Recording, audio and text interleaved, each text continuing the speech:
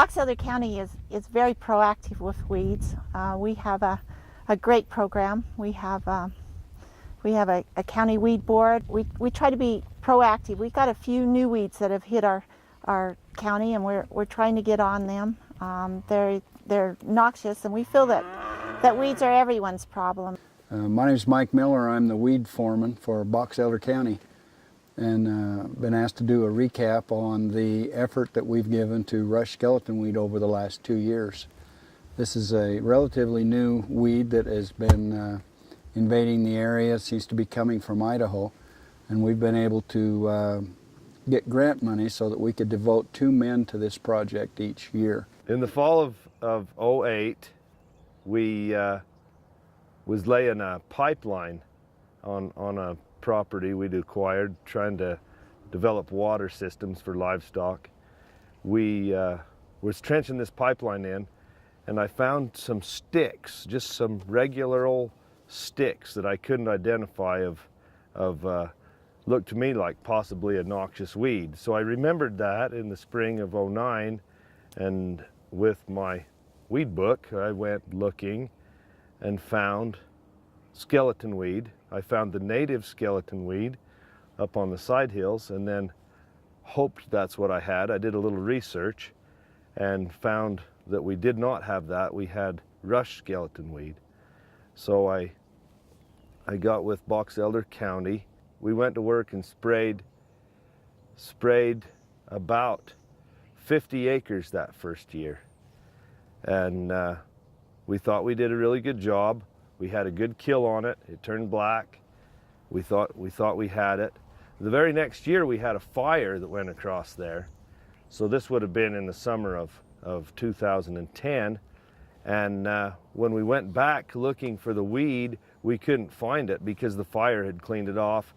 We thought we had killed it in 1 year, and that didn't correspond with the research that I'd done.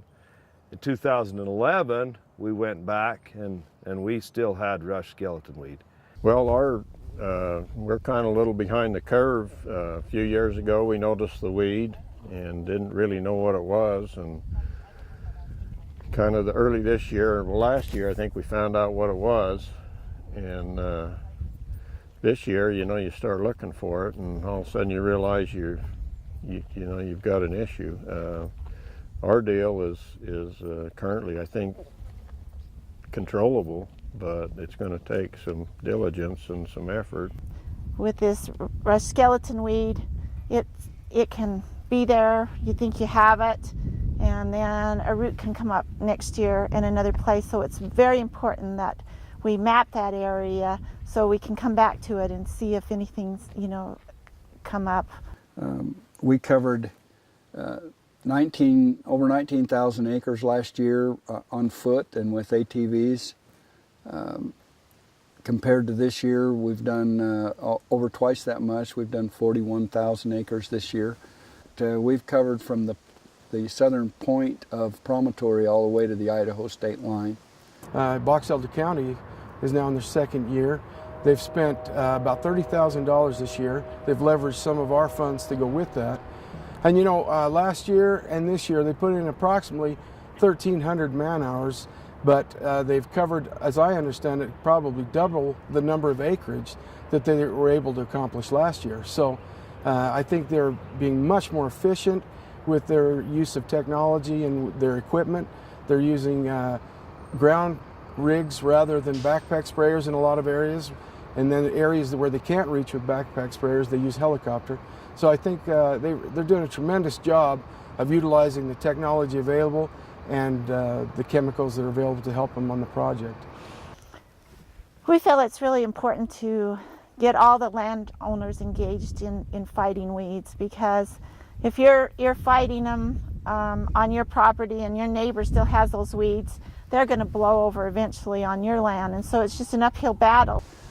We're convinced that the only way we'll be able to get this will be to get landowner cooperation. To get that cooperation, we need to do a huge education effort so that they know. What we keep hearing over and over from folks is, I had no idea what it was until we showed it to them, and that's to be expected. So we just need to make sure everybody knows where it is and that they're vigilant and watching for it. And so a big effort has to also come in there of public awareness and public education.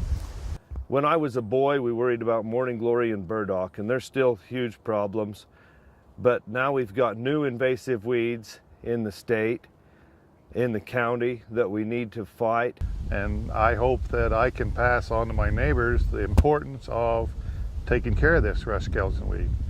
I think it's very important we take care of it because we're going to lose a lot of grazing if we don't. So we've got better equipment, we've got better chemicals.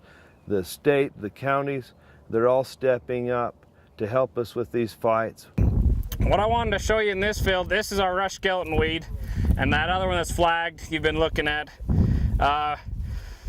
And this here is the dead stem of the rust skeleton weed from last year. So you have the dead skeleton and then the new plant. Good key indicators are the little yellow flowers. The seed heads are like little dandelion seeds that blow in the wind.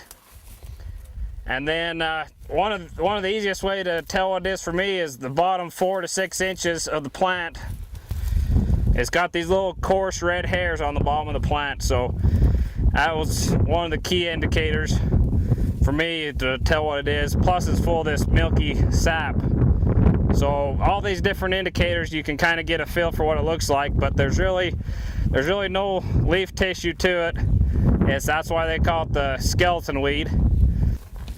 You take the dead plant of the rust skeleton weed and the alfalfa, and it's pretty tough to tell the difference between them. It's going to compete with your crops for water, plus it's going to gum up your equipment. So it's a big concern in the dryland crops, the wheat crops.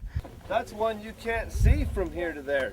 I mean, you'll be walking along and, oh, there's a plant of it, you know, and you'll mark it on your GPS and, oh, geez, I'm in the middle of a patch. Yeah. You didn't even know it. That's been the challenge of trying to... It's invisible. it's really impacted the range, and I can see the way, you know, a spot or two that I've seen that pretty much dominates. And so far, I think we've only got a spot or two that are really, you know, and they're small, maybe the size of a stock trailer or something. But, you know, if you see scattered weeds around, you know, before long, it's dominating a spot or an area, and